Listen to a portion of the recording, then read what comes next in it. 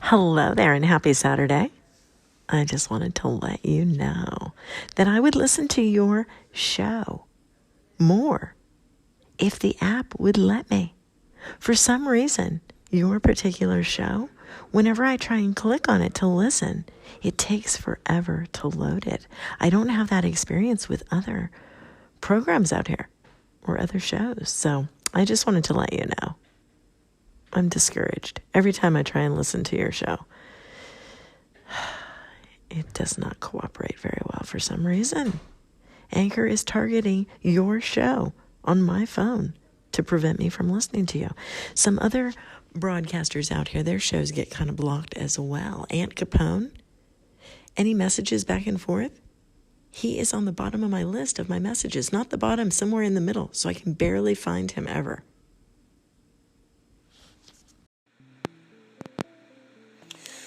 Do any of you have that problem? Do any of you have that problem? Thank you, Maria Humphreys, for making me aware of this issue. I must tell the Anchor gearheads to get their pincers in betwixt the nukes and the crane eyes. Get in there and figure out. Get in there, my son. Get in there, my son. If you can name the movie that's from, you win. More absurd messages from me.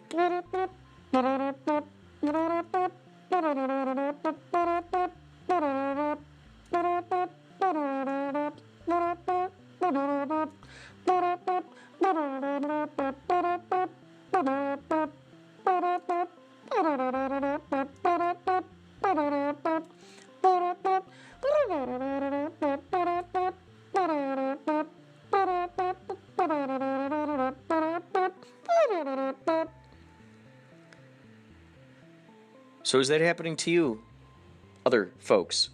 Maria Humphreys has distinctly, and might I say, enunciatedly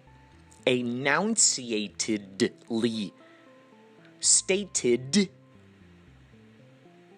that my particular podcast is moving up slow.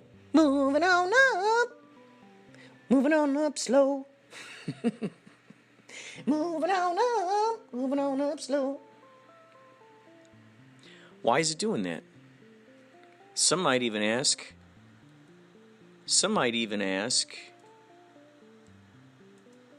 why are they doing that? Right? Some might be wondering, why is my podcast, when it comes up on Anchor, why is it taking a long time to load up? Why doesn't the man want you listening to my podcast? Do you guys know? Hello? You guys, do you know why? No, they don't know why. They don't want to answer. They just don't want to answer. It's like, I ask them a direct question and they just, oh, there they go. See, there they go again. So is the joke on me? Is that it? Is the joke on me?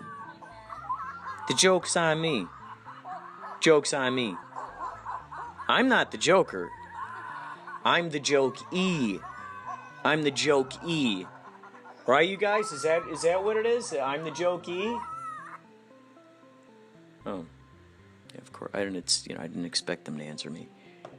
Guess not. I guess they're not going to answer me. So, if any of you have issues tuning into my podcast and it not playing for you, or it taking a long time to play for you, I will email. I will not hesitate. I'm not going to hesitate to use these fingers and send off an email to these guys. I need to find out. What? You guys, why are they doing this? Why? Can you answer me? Hello? Hello? Jeez. So, thank you, Maria Humphreys, for let me understand the technical difficulties or technical faults. You know, whatever definition is hip these days. Whatever the pop slang is. Whatever the pop slang is. What if I just start putting pop in front of everything as a shortener for popular? Isn't that what pop music is? You guys, is that what pop music is? It's pop, short for popular. They don't want to see this. They don't want to answer the questions. Let me go in this other room. Over here. All right, just need my quiet time. So, whatever the pop slang is these days, I'm going to have to use these fingers electronically mail. Forget about the carrier pigeons. I love me my nuances. But we'll put it this way. If people have a hard time, read my lips. If people have a hard time trying to listen to my podcast, it's moving slow, it's grooving slow, it's in slow-mo, then what makes me think that by sending a carrier pigeon to them, they'll get it within time? So if my anchor load up is slow, can you imagine how even slower it would take for a carrier pigeon to get to there from here? Oh, this is something, I don't know if I'm allowed to say this or not. I've been sending a whole lot of emails back and forth to Anchor. The main guy I talked to is Brian, Bryan. I just started talking to a woman named Anna, or Anna. Maybe the guy's name is Brian. Maybe it's Brian and Anna. Hello there, I am Brian. And I am Anna. I am Anna. And I am Brian. Anna is the first person that I've emailed that is not Brian. And I was told, because I saw this new thing. Did you guys see this? Do any of you live in New York? If so, if you live in New York and you've been testing out, this thing's so cool. They have a space you could get for free. This is so cool. They have a space. And by they, I'm talking about Anchor. Anchor's away. Anchor has a space. They got a room. You can go in there. They got it all hooked up. You can do your podcast. You can actually rent the room to do a podcast. Can you imagine how cool that is? So I sent them. I said, listen here, folks. What if you did one in Los Angeles? I can totally imagine that working. And they said, hold your horses. Hold your horses. We are on our way with it. So that's my special announcement. If you didn't hear it from them, you heard it from me. And if you didn't hear it from me, you heard it from them or somewhere else. One thing's for sure, you now know the information. Now know the information. Now know the information. Now you know the information. Now you know the information.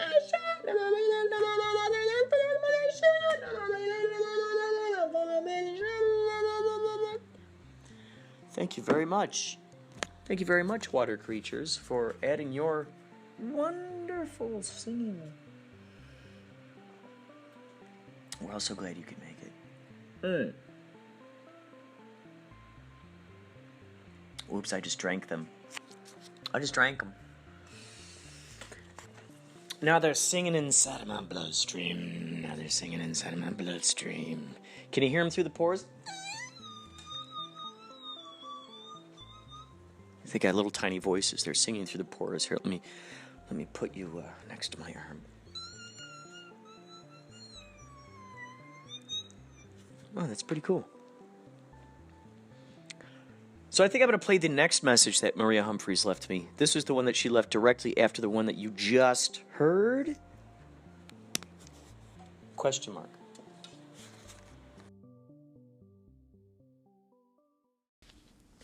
And yes, of course, now it's letting me send you messages. It allows me to send you messages. It just doesn't allow me to listen to your content very much. It's so strange. Excuse the ramble. I just wanted to explain. That's why a lot of times it may seem like I'm just rambling, because this Anchor platform allows me to ramble to you. It just doesn't let me listen to you very often.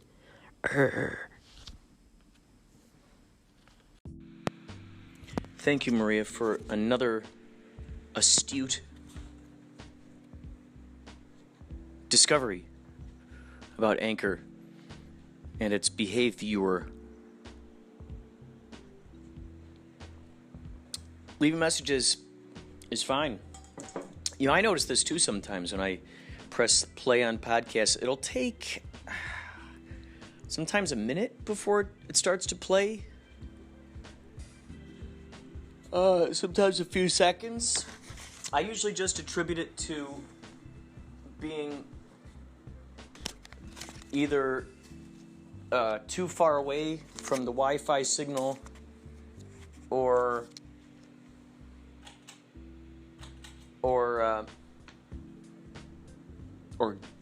maybe some glitch in the matrix. So an earthquake happened tonight here in Los Angeles. I felt it. Did you feel that, Maria? Those of us who live out here in Los Angeles, did you feel that? John from Forgotten Tales, the Wizard of L.A., did you feel that? Craig? I don't know how many of you others out there live in Los Angeles. That's the handful that I know so far on Anchor who live in Los Angeles. I felt the apartment shake. Not big time, not crazy. I was sitting here, and I felt it kind of like it felt like it was swaying. I thought maybe the gate that goes into the underground garage, I thought maybe that was moving.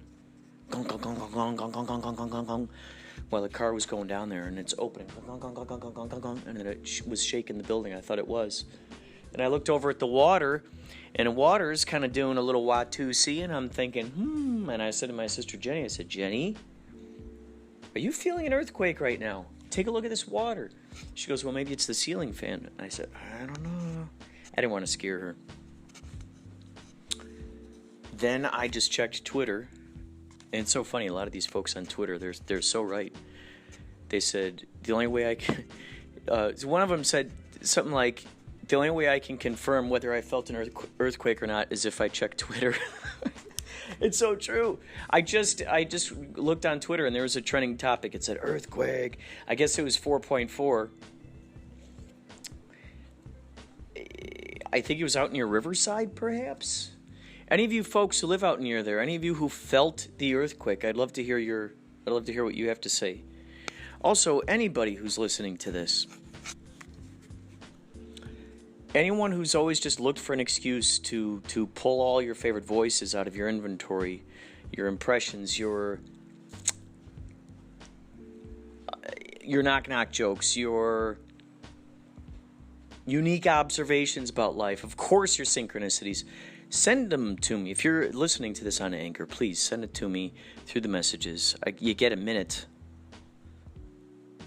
You can send me many, many individual minutes if you'd like. Very similar to what Maria Humphreys just did. Check out her podcast, by the way. Strong Body, Strong Soul. All good vibes. All positivity. It's all positivity. Check it. In fact, check it out. Check it out. Joey might say that. I know he says, cut it out. Maybe he goes, check it out. If he were here right now, that's what he'd say. Check it out.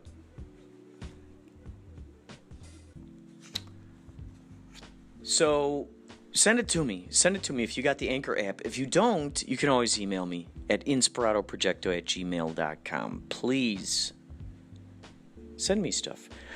Which, by the way, Thomas Gardner Jr., who we interviewed backstage in one of the most recent episodes, we interviewed him backstage during a Yachtly Cruise show.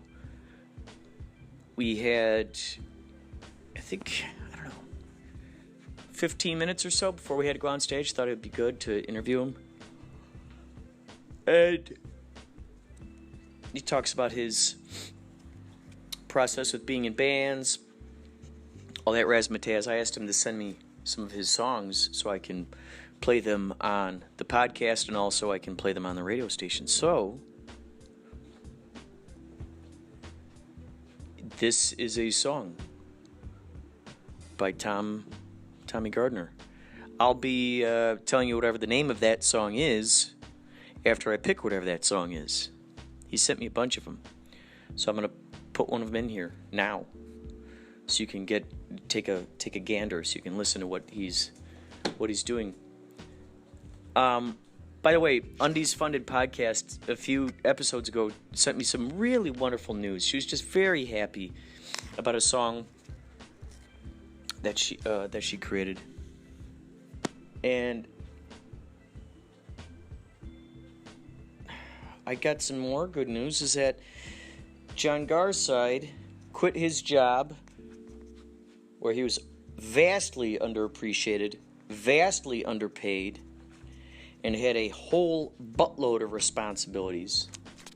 He has quit that job. He got a new job. He's very excited. He's going to be doing basically the same thing and in an environment where he's going to be appreciated, where he's going to get paid more. See, I think just the appreciation aspect would have been something, and the fact that it was closer to his home, the appreciation aspect, I think, would have been enough payment for him. But the fact that they, doubled basically whatever he was getting before also makes it nice. And it saves him $500 in gas each month from driving so far. So these kinds of astounding and extraordinary things just happen all the time. And I think it's great. I love it when people share it with me. I love it.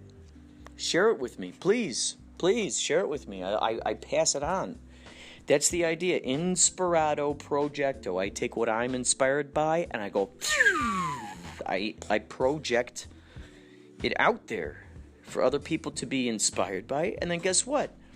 That inspiration, those vibes, then influence them in some way to then go out and maybe they're inspired to do something similar. Maybe they're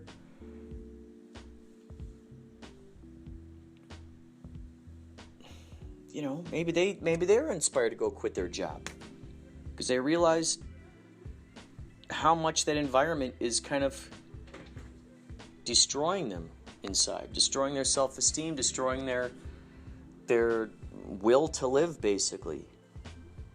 Nobody wants to be in an environment like that. I mean, gosh, if we're going to bumble around on this world, we might as well do it with fun, right? Why bog ourselves down with, it's just gross. I feel it. Don't you feel that?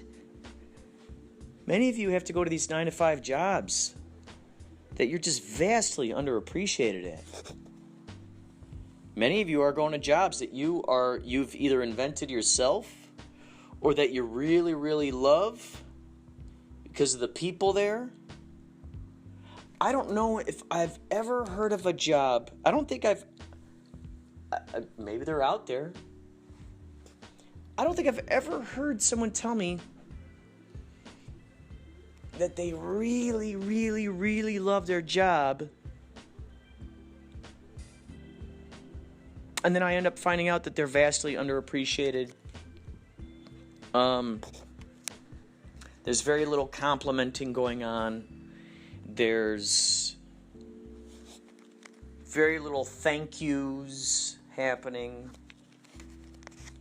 Everyone's grumpy, got a chip on their shoulder. I don't know. I've never heard that story. I've never ever heard that story. Never ever ever ever ever ever ever ever ever ever ever ever ever ever heard that story. What brings happiness aside from just deciding to be happy? What brings happiness? What are some elements? I'm not going to answer those questions, but I'd like to hear you answer those questions for yourself. You don't have to tell me. But what brings you happiness? Do you wait for happiness? Are you one of those folks who waits, like, okay, after this thing, after that thing, after this thing, after that thing, after this thing, then I can finally be happy. Then I can then just finally be happy. Then I'll be happy. Do you wait for circumstances to dictate when you can give yourself permission to be happy?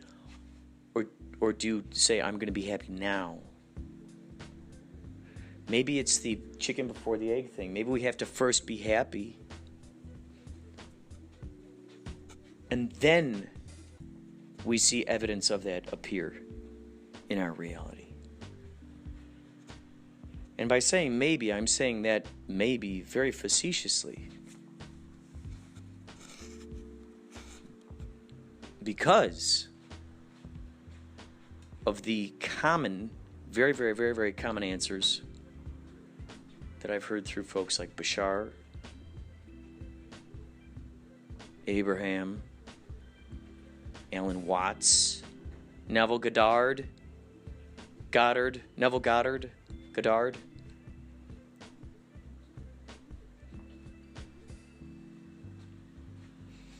There's just this sense of excitement, of expansion. Doesn't that feel good when you expand? When you expand, isn't that grand? Expansion means more territory covered. Expansion means more questions uncovered and answers discovered. Expansion means less anxiety, less worry, less fear. Expansion means more knowledge. Expansion is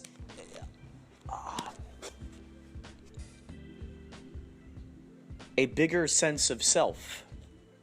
If we were to keep playing with this idea that everything is a reflection of us, well then by gum, by golly, that means that the more intel that we have, the more knowledge, the more comfortable we can feel wherever we go. As the old phrase goes, wherever you go, there you are. So wherever you go, there you are. Do we have enough belief in ourself and our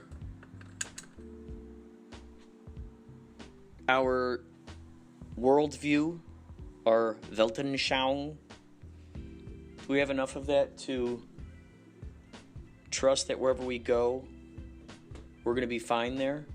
Especially if we continue just playing with that idea that since everything is a reflection of us, that means that the universe communicates to us through all these different things. And we've talked about this so many times before.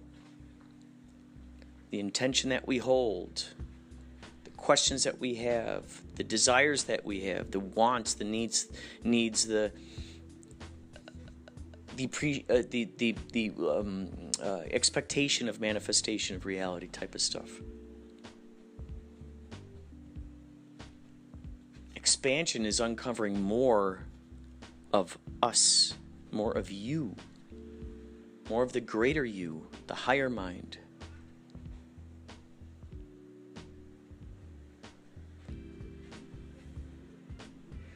By going out, the universe is now afforded more opportunities, a larger scope, a bigger perspective. More perspectives, more mirrors, more reflections in which it can reflect to us the insight, the epiphanies, the revelations that make us oh so happy. That make us oh so happy. So please share your victories. Share your victories. Think about your victories. When was your last victory? That'd be another good question. When was your last victory? The last thing that you felt, wow, I put my full self into that, and I feel so satisfied. That's what we want, satisfaction. Satisfaction.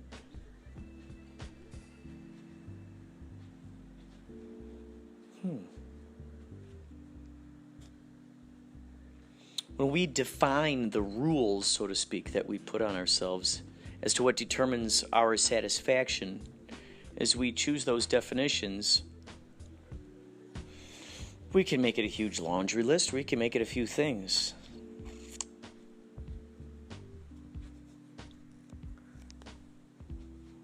Another day of looking at the mountains. Bam. Satisfied. Another day of being able to dream up crazy, absurd, astounding imagination, scenarios. Another day of that. Satisfied. Satisfaction. That's the other thing too, is realizing that wherever we are, it's where we need to be. Whatever lessons we're learning right now, whatever's coming to us right now, is what we're supposed to be learning, and we're at where we're supposed to be.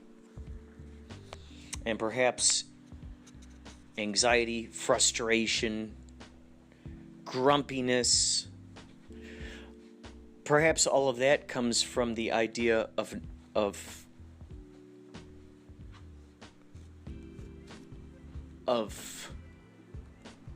not believing that we can handle it, or maybe that fear that we'll never get it. You know, that feeling of being out of our bearings, like, oh, I don't have my bearings. We hear that phrase a lot. I don't have my bearings. I'm so scared. There's most likely a whole can of worries. You hear the phrase, I'm going to open up that can of whoop ass. We never hear the phrase, I'm going to open up that can of worries. But that's always happening now, isn't it? Opening up the can of worries. And then the next question is, how much does that serve us?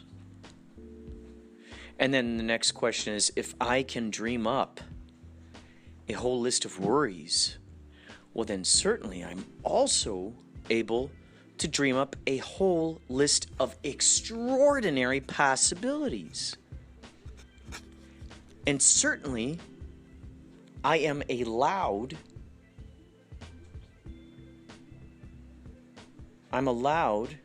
granted by the permission of the authority, me,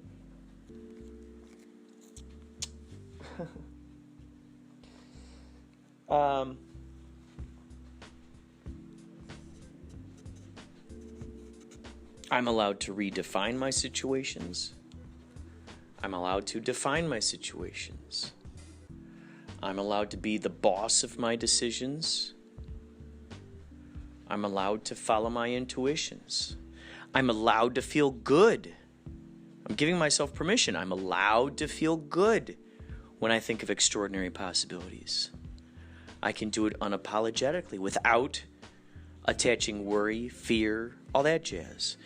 What is the point of getting the train going, the train of thought going in one direction, only to then allow those cows to come walking out and you got to shut down the train? You got to slow it down. There's some cows. And then all of a sudden, train gets going again. Train gets going. But the train gets going in the opposite direction. It starts moving backwards. Why is it going backwards? No, please don't go backwards. Why is it going backwards? It's all the worry, the anxiety, but what if, but what if, the but, when people go but, they're putting on the brakes. But, no but.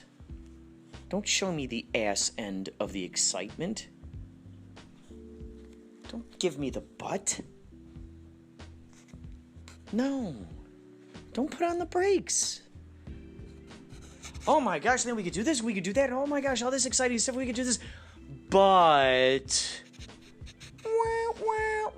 right? But, what if this terrible thing happens? And what if this horrible thing happens? But, what if this shady character shows up? Gross, right? Is that gross? Is that gross to you? I hope to God, the God within you, within me, within all of us, that the next time you think of putting a but, when you choose to look at the ass end of the excitement, which is anxiety, ass-ziety, let's rename it ass-ziety. My wish for you is that the next time you hear yourself in your brain or out loud going, but, and I'm talking during brainstorming sessions when you're really cooking it, when you're really hot on an idea, you're so excited, you're moving, you're grooving, you're talking with your friends, and then, but, we better not do that. Well, I want you to just think of the grossest. I hope you intrinsically connect, like classical conditioning. You just, when you think of the but, you think of this. I hope that enters your brain. Isn't that gross?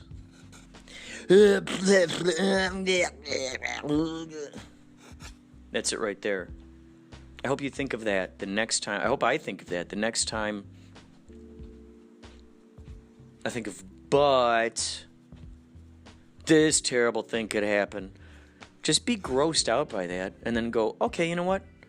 I have the power to change direction. I have power to change direction.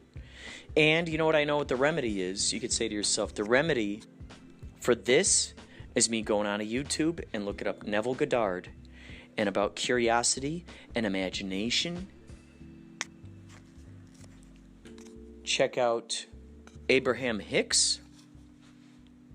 You know, anything that puts you back onto the track of being excited about the possibilities.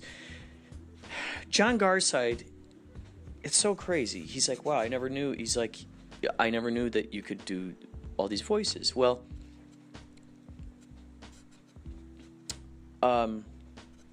he goes, send a bunch of these to Colin Fleming, our buddy, who works for a place called Titmouse of all names, Titmouse Animation Studio.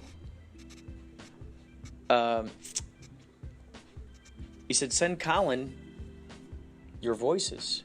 Give him a few minutes of any of these things, and then email it off to him, and then maybe, who knows? It could be something that, of all those animators there, maybe some of them like your voices. And you go in, you can audition, you can get some cartoons rocking and rolling. And I thought, man, thank you.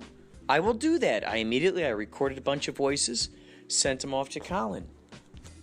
That's fun. That's exciting. It's filled with so many possibilities, right?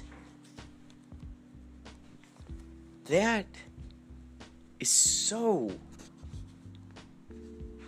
much more fulfilling than if I were to go, yeah, but the market is oversaturated.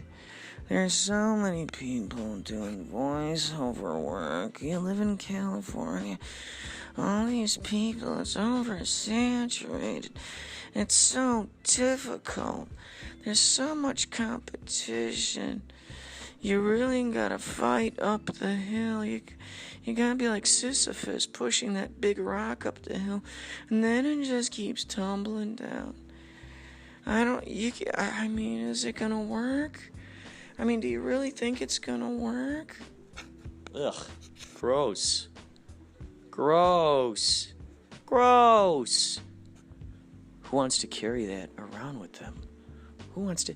And then by carrying that around, see, if I were to carry that spirit around with me, and then I were to talk to other people, that gross spirit would be going blah, blah, blah, blah, blah, jangling around like a pinball machine, jangling around with me. Wherever I go, there's that thing. And then how's that going to affect? That's going to affect my conversations. Why? Because basically I have no choice but to reflect that. If that's the dominant belief system, that's at the root of the tree right there. The tree sprouts the fruit that, look, when you plant a certain, let's say, apple tree in a certain environment, you plant it in there. You know, this apple tree, oh, it's healthy. We put it in some good soil. Wowzers, we got the water we need. We got all the sun. Oh, yeah, man, it's growing. It's awesome. But what happens when we try to plant that apple tree in, like, I don't know, let's just say like a garbage dump or something. Something like this. Well, what are those roots feeding on? What are those things feeding on? And then that's going to go in the apple. They're going to eat that apple. I want to leave delicious fruit behind. Wherever I go, I want there to be delicious remnants within the redwood forest, so to speak, that I've left. People can go, oh, that's good, that's delicious. I can walk away from hearing that and retain that information. Go, you know what? This is helpful. This is good. This is nice. That's the idea right there. That is the idea. Is that what we all want to do? Isn't that it? Who'd have thought that by entertaining ourselves, by appreciating, and not in an arrogant way. That's like a false. That's like a poser kind of. That's like a. I don't know how to explain it really, but if you know what you know and you love what you love and you do what you do, there's usually just not the energy is not focused in trying to put filler in there. It's like putting sawdust in cat food or something, it's like, or corn. It's like, come on, dude. The horn agrees. The universe agrees. It's like, come on. Pure, just, when we're diving into what's exciting us, what we love doing, we're enthralled with the worlds that we're creating for ourselves. The byproduct is then sharing that world with others, or others leaning in and going, hey, what are you doing over there? When I used to substitute teach, there'd be in a class, there'd be like one or two, maybe three kids in a corner, like looking at something. You're like, okay, what's going on over there? And then another two kids will go over there, and another three kids, and another four. And before you know it, you got all these kids in the corner going, hey, what do you got over there? What do you got over there? Well, those three kids did not broadcast the information. They didn't say, hey, look at what we're doing over here. No, they're huddled in the corner. They don't If anything, they don't want anyone to look at what they're doing. But they're doing something. They're interested. I'd heard this phrase one time. When you're interested, you're interesting. So when you're interested, the byproduct is interesting. You don't have to form an arrogant sort of thing. In the same token,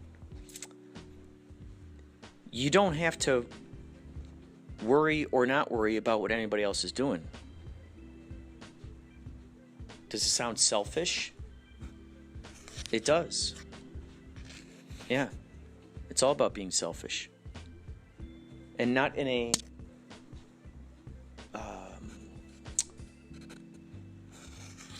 walk on people's backs, you know. You know the difference. I don't have to spell it out for you. When you're enthralled with what you're doing, when you love what you're doing, you're having a blast. Not concerned about how many people are listening, how many people are watching.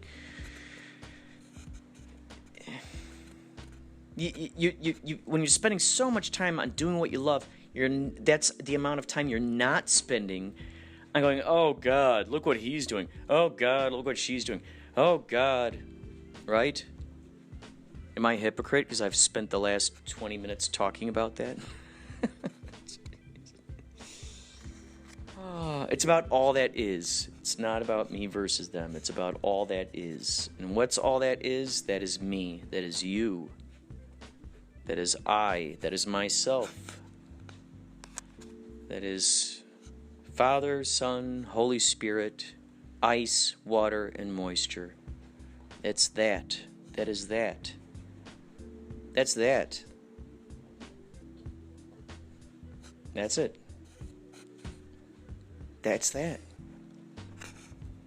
These things come to us the more that we're inspired by these visions that are being given to us. Writing the book, painting the painting, making the song, making the podcast. So it's funny, by me opening up the throttle on the various voices that want to come through on this podcast, by opening up the throttle, I unexpectedly affected one of my best friends, John Garside. I unexpectedly affected him in such a way where he felt inspired by those things to then go, you know what? And he, in his computer brain, he's going, boop, beedle, boop, boop, boop, boop, boop, beedle. All the more reason why we need to surround ourselves with good people. It's just surround yourself by good people. They're looking out for you. They're an extension of us. They're a tentacle of us. We're a kraken. We're each the kraken or the octopus, whatever analogy you might like. And our friends, our family, our thoughts, our ideas, our spirit, those are the tentacles. Our friends are extensions of ourselves. They're reflections of us. So, why not be good to them? And because I open up the throttle on what I like doing, he starts thinking, hey, you know what? Colin works for the animation studio. You do voices. They need voices. Wouldn't that be cool? That could end up becoming another career for you. Now, the higher mind knows that I've always wanted to do animations and or cartoons, and I've been able to live this dream. There's a great website called Plotagon, Plotagon, Plotagon, Agon, Plotagon.com. Check it out. You can make your own animations. You can make your own characters. So when I came across that, I was like, holy cow, you can do your own voices in here. You can create your own characters, put them in settings. This is great. So if you ever want to check out those, you could go to if you ever want to see any of mine, you could go to Plotagon.com youtube.com/CECTV. CECTV. And you'll see some of those on there. So that was just a blast. Now, before that, I did voices for an animated film called Really Bad Movie. I believe they still have the full episode out there.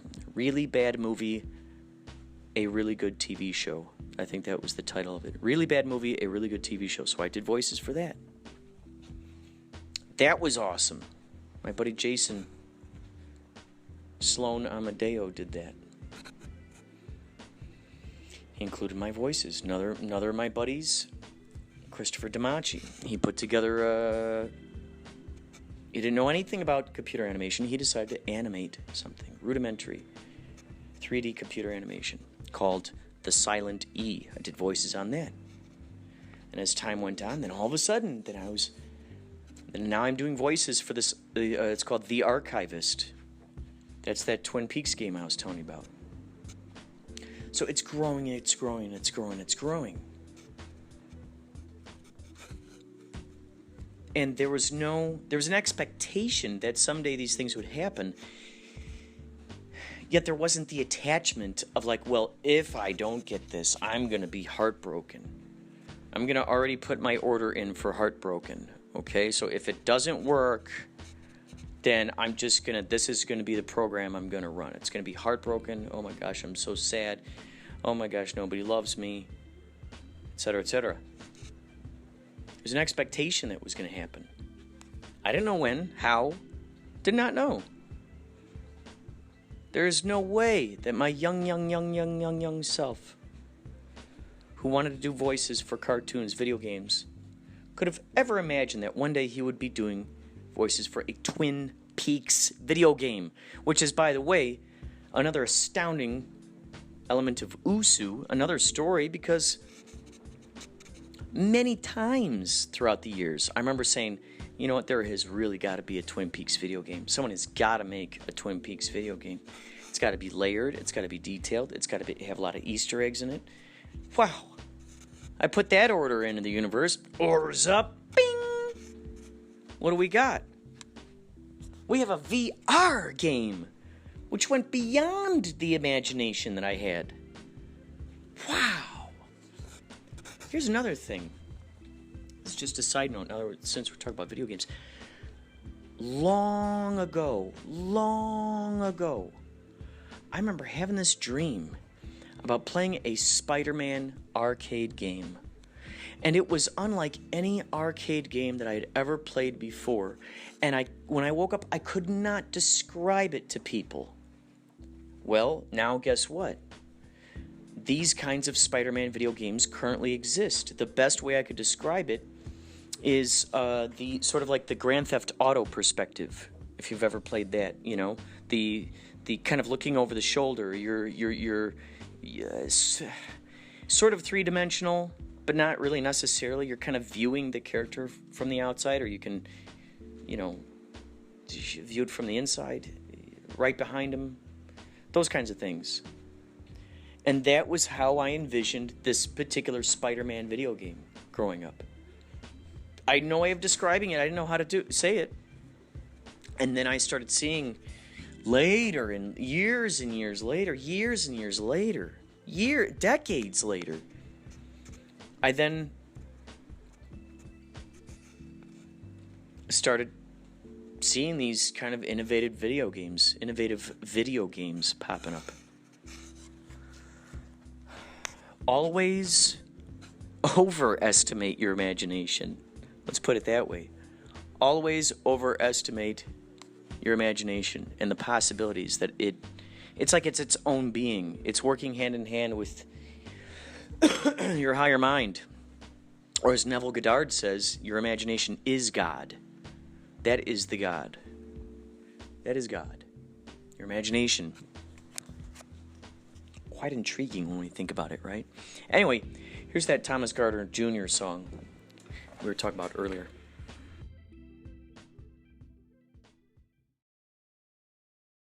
She was a Three Rivers girl. She could hear all the night go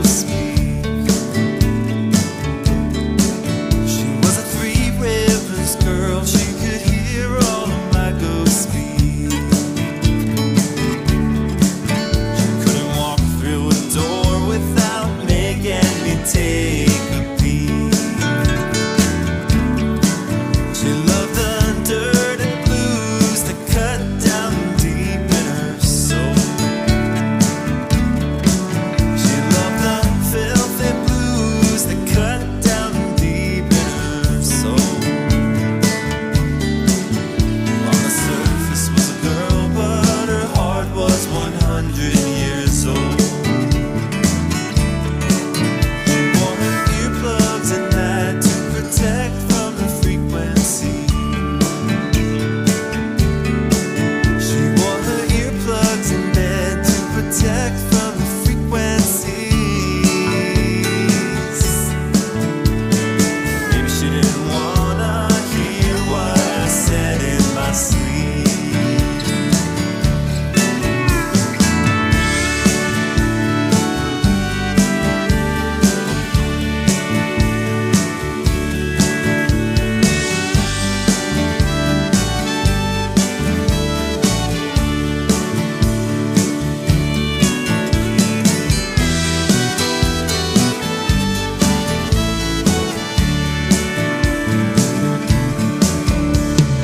Maybe I was selfish, maybe she was insecure. Oh, maybe I was selfish, but she was probably insecure. Well, our thoughts may have been toxic, but our intentions were pure. She was a Three Rivers girl, she could hear all my ghouls speak. She was a Three Rivers girl, she could hear all my ghouls speak. Well, she moved out to the canyon and found a new routine. Yeah, she moved out to the canyon and found a new routine. Yeah, she moved out to Topanga and now she don't talk to me.